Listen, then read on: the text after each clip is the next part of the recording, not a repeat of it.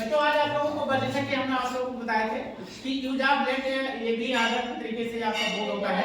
तो लेट जो होता है यूज ऑफ लेट शब्द का प्रयोग होता है तो ये भी एडवाइस के स्तर पे होता है, कमांड के स्तर पे होता है और ये आपका रिक्वेस्ट के स्तर पे होता है। मतलब ये भी आर्डर तरीके से ये लेट वाला जो सेंटेंस है ये भी इंपेरेटिव सेंटेंस का ही एक भाग है। समझ में आ रहा है? लेट का हिंदी में अर्थ होता है दो या दीजिए।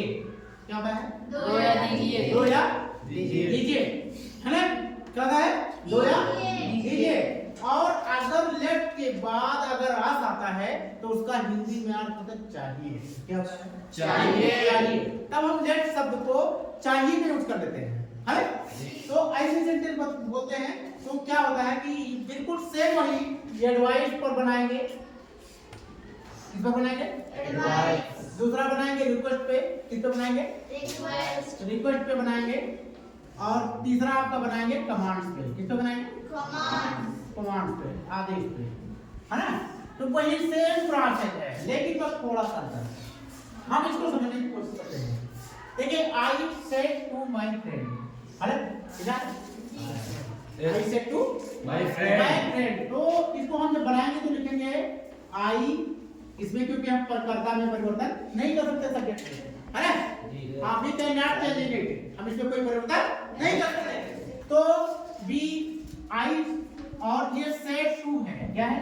सेड टू है और लिखा लेट मी गो, लेट मी वर्क है, फ्रेंड है इधर। तो इसका मतलब फ्रेंड से हमने क्या क्या रिक्वेस्ट किया, क्या क्या रिक्वेस्ट किया। आई रिक्वेस्टेड माय फ्रेंड, मैंने अपने मित्रों से निवेदन किया। किससे निवेदन किया था? मित्रों से। और यहाँ पे कंजक्शन लगेगा टू, क्या लगेगा? टू। इसके बाद लिखेंगे लेट और बी और हो जाएगा वर्क। समझ गए बात? तो मतलब इसमें कोई परिवर्तन नहीं होगा, बस वही जैसे पहले था वैसे है।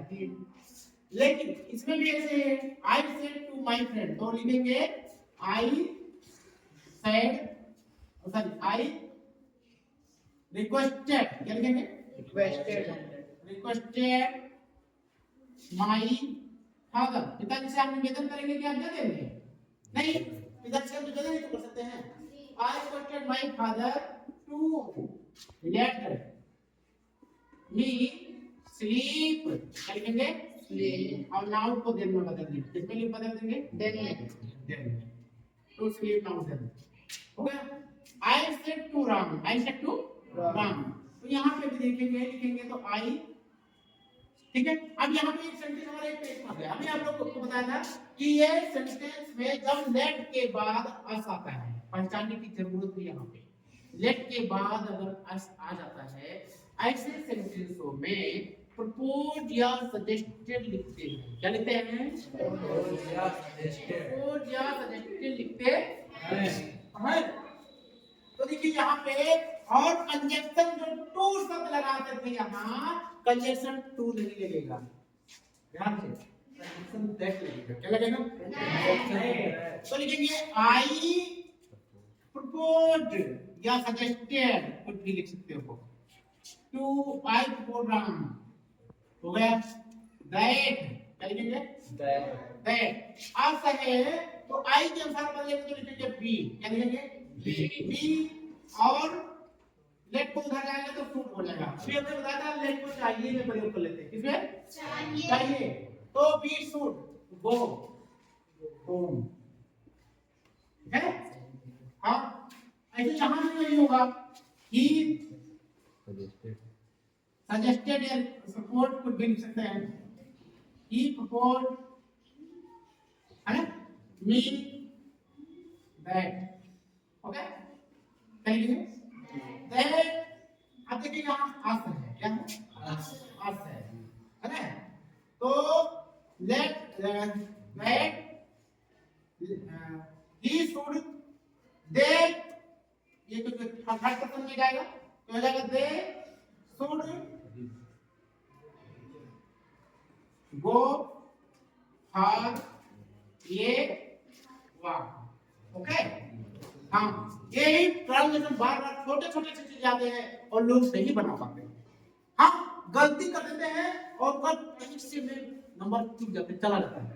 अगला है the principal said to the teacher, the principal said to the teacher.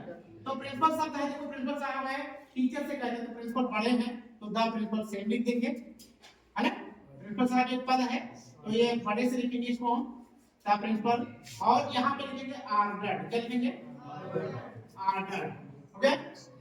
The teacher, the teacher, है ना। बस कोई बात नहीं, यहाँ पे लिखेंगे टू, क्या लगा देंगे to let the boy go home, बाकी सेम हो जाएगा, फुल स्टॉप हो जाएगा, समझ गए। हाँ, so you will so through, you will so see through it very well.